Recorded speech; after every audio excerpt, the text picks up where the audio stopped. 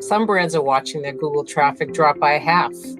Not because they got worse, it's because it's the way people search today. And most companies haven't really caught up. So my guest today built her business around this exact shift. So stick around because we'll be covering how to optimize for the new Google. Welcome back to the show. I'm Linda Fanaras. My guest today is Jenna Hannon. She's the founder and CEO of Hatter. They are an AI search agency that helps brands get found first in Google and in AI answers. She was the first marketing hire at Uber Eats and has worked as a fractional CMO for Multi-Sensor AI, Form Kitchens, Kite. Jenna, welcome. It's great to have you here. I'm excited to dive into this topic. It keeps coming up and I think people are really confused. So today we'll be able to clear up a few things. Thanks, Linda. Glad to be here. Yeah, great. So let's get started. Some brands are seeing Google traffic drop by up to 50%. So is that real? And what's actually driving that? Yes, it is real. So we're seeing it across the board with clients. We're seeing both impressions drop significantly and actual traffic to your website. And what's been impacting that is AI. So if you've been on Google lately, you've probably noticed that more of the real estate in Google has been taken up by AI overviews, which means that all of the listings are being pushed down, which is going to impact both your impressions in Google search and your click-through, which is traffic. A lot of agencies today claim that they do AEO, and you said most of them are just SEO agencies with like a new label. Can you explain to the audience what the real difference is and what do they have to do to really be providing, AEO? Yes, absolutely. So we are actually an AEO native agency. So we started a couple of years ago during the shift. We weren't an SEO agency before that. But most agencies in the space are SEO agencies that have now rebranded to doing AEO, or answer engine optimization, which is helping you show up in AI. It is slightly a different game. So when we do an audit, we will see that brands that have been dominant in SEO for years are now not showing up compared to their competitors in AI search. So the strategy of how you show up is different. And let me say a few concrete things of what these SEO agencies were doing in the past. So a lot of SEO agencies were doing website technicals.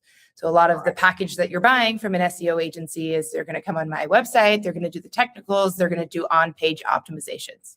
A lot of those best practices no longer apply, especially when it comes to website technicals. Of course, your website still needs to load and there's still the basics, but most of AI search is about content. And so the content on your website is what's being picked up. It's what is training the LLMs. And that is now what's being cited in AI answers. So that changes your SEO strategy fundamentally. If your package from your agency is all about website technicals and on-page optimization, that's actually not going to work towards AI search. So you want an agency that knows how to build a strategy and the tactics towards AI search, not SEO. Right. That's a great point. So what would be a couple of those tactics? Yeah, on the AI search side. So as I mentioned around content, so what we see in the data is when we do an AI visibility audit. So this is saying, okay, how often does your brand show up in AI? So we're basically running simulations and we're typing in the prompts and we're doing this thousands of times to see how often your brand shows up compared to your competitors.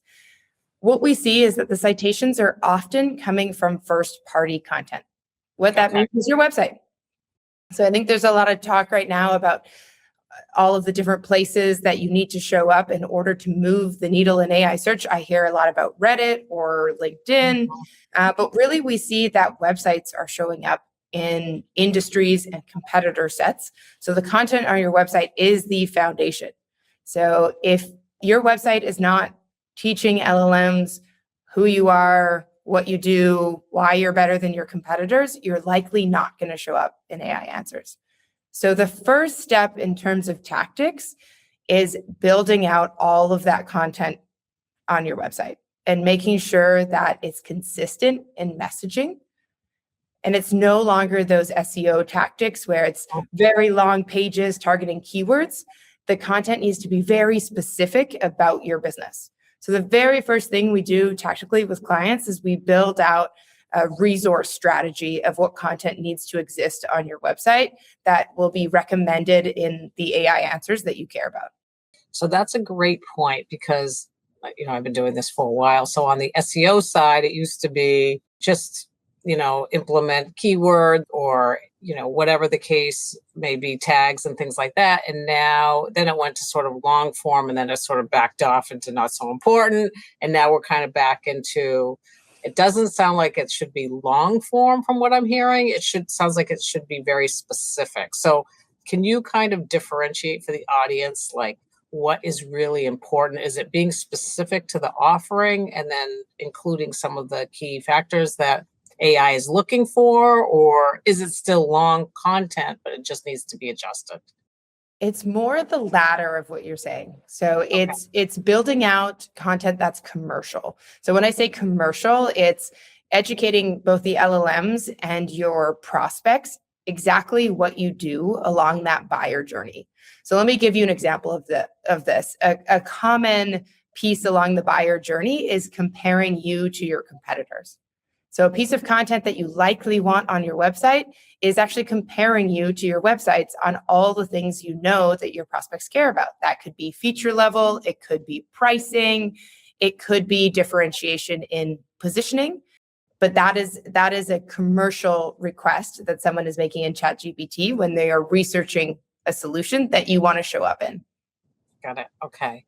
Marketers don't understand a lot of different things like the AI chatbots or ChatGPT or Perplexity and Gemini and how all these things actually like interact with SEO. And I don't know if there's a way that you can share how that process might work on the back end. Yeah, such a good question. So there still is an SEO component. So when you were typing in a question to ChatGPT, for example, that LLM is still likely going to run a real-time search.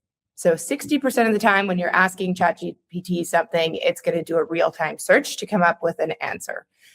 The rest, so the other 40%, is the model being trained every 3 to 6 months. So what information is on the internet when the model is trained is going to show up in the answer. So there's still an SEO component to AI search. The difference is the real-time search is going to be very specific. The way that users use AI is different than how they use Google. So when you go to Google, you're used to typing in a keyword. It can be fairly broad, and you're getting a list of links that you're going to go through. When you're in AI, when you're going to ChatGPT, you're asking something much more specific. It's not keyword-based. And so you want to make sure that your content is answering all those specific questions that your user has throughout the journey.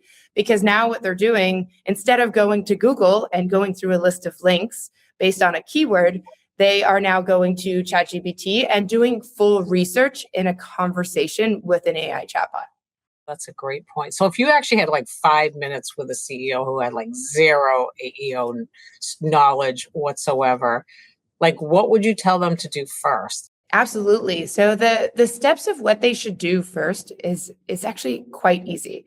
The first thing you're going to do is you're going to go to an AI chatbot and you're going to tell it your website and you're going to say, what are the top commercial questions that my prospects likely have that they would type into ChatGPT? Give me 50 to 100 of those questions that my prospects will likely ask about my solution or my business. That would surface a result that would recommend a company or a brand. Once you have those list of prompts, you're going to know your business better than anyone else. So you're going to go through those prompts and say, we know how our customer buys. We've been in business for a long time. We understand our customers. And you're going to go through that list and make sure it's actually the right questions. Once you have your final list, that turns into your content plan. You need to make sure that the content you develop for marketing answers those questions, and you want to answer every single one of them. It can start with content on your website, but it also needs to extend to all of the content that you create. So we're kind of back to marketing 101. We're down Yeah. the customer journey. Yeah. I actually like this better than SEO because there's not a lot of hacks. You're not trying to mine for keywords that are so far Right. from your core business. You're actually just going back to your business and educating your users. I would say the big thing that we find makes the most difference in once you are executing that content to answer those questions is making sure you are very clear on how you were different or better than your competitors. So this is back to marketing positioning. Yeah.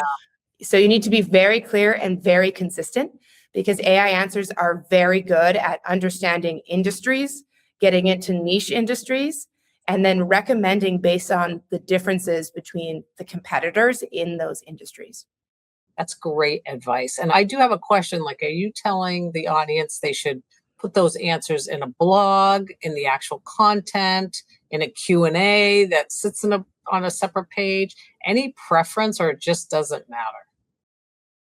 It doesn't really matter. There's some tactics that will work better than others, but just having those answers on your website is what's important. So if that's updating your homepage and your product pages, that's going to help move the needle. If you're building a knowledge base or FAQ, that will help move the needle. If you're putting these in blogs and answering them through individual blog posts, that will also move the needle.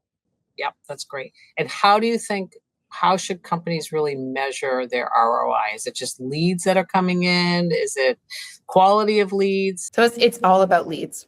So the way that we often measure with clients on the B2B side is how many of your prospects on an inbound phone call are mentioning they found you on ChatGPT or Claude or Perplexity. That's really the best way to measure. Yeah. And then how does your product sort of address some of the challenges that are out there today? Yeah, so our product is exactly that workflow. So the first step is auditing. So adding your website and your competitors. And then we actually run that for you. We run the questions that we think your customers will ask. And then we send those to you to review. And then you can see how often you are showing up in those queries versus your competitors. Once you know that, that tells you, oh, where are the gaps? Where are we not showing up in places that we should be, that our competitors are showing up? So then our tool actually helps you create content. We have a service business as well where we do the content piece for you. So we're creating fully AEO optimized content, but we also have users that use the tool self-serve. And then you're publishing that directly to your website. So you can do that in our tool, or on the service side, we're publishing to the website. You're measuring how often that content is being cited, or how often your overall visibility as a brand is lifting in AI answers. Great. So Google in 5 years, do you think it'll be bigger or smaller? Bigger. One brand doing AEO right today that you can put your finger on? Ooh, one of our clients is doing very well. They're called Swimply. They have almost 90% visibility. Okay. And if Google traffic hits 0 tomorrow, what's the first move? Your website. That's phenomenal. So what's the biggest myth about AI search that you wish could actually go away? Reddit. Right. That's interesting. One word for what most agencies are getting wrong about AEO. I need two. It would be multi-channel. A lot of AI search agencies right now are selling, we're going to do multiple channels for you, which is going to be more effective in increasing your visibility in the AI chatbots. Unless you execute those channels well, it's not going to move the needle. And for most businesses, that's too many channels. So what I mean by those channels is they're recommending that businesses start investing in YouTube, LinkedIn content, Reddit content. And for most businesses, that's really expensive. And some of the AI search agencies are selling it as a reasonable price point. But when we see the output of the content that they're putting across those channels, it's not good. It's far better as a business to pick one or two channels and truly invest in it. So this is back to classic marketing. So you don't want to pick a channel just for AEO. You want to pick that channel because your audience is genuinely watching YouTube and you have great content to share there. That's why we always go back to and say, hey, is your foundation, which is your website, in order? And Right. do you understand your positioning? And is your content educating your prospects? If that's not done, let's start there. And then we can start thinking about the next channels, because running all these channels at once poorly is not going to move the needle. Fantastic. Any major big takeaways you'd like to share with the audience before we wrap up today? I think the big thing to share is that there's a big opportunity here. So for us as an agency, we look at a lot of brands, and anytime there's a new frontier in marketing, it's about those who go and act on it first. And so we very much see in industries incumbents being beaten by smaller players that are investing in AEO earlier and faster. I think it's actually exciting. It is adding a little bit more work, but it's a big opportunity for businesses. Thanks for coming on. This was a great conversation. I think it's insightful. It's new information. So it's great to share that with the audience today. I would love for you to share how they can get in touch with you. Absolutely. So they can visit us at gethatter.ai or reach out to me on LinkedIn. So I'm Jenna Hannon on LinkedIn. I'm easy to find. I post a lot there about AEO and marketing. Or they can email me directly at jenna@gethatter.ai. That's awesome. Thank you, Jenna. Well, thank you for listening to the B2B Brand 180 podcast today. Hopefully you received some great insight. And if you like what you heard, please hit like, share, or subscribe. And again, I'm Linda Fanaras, and I'll see you next time.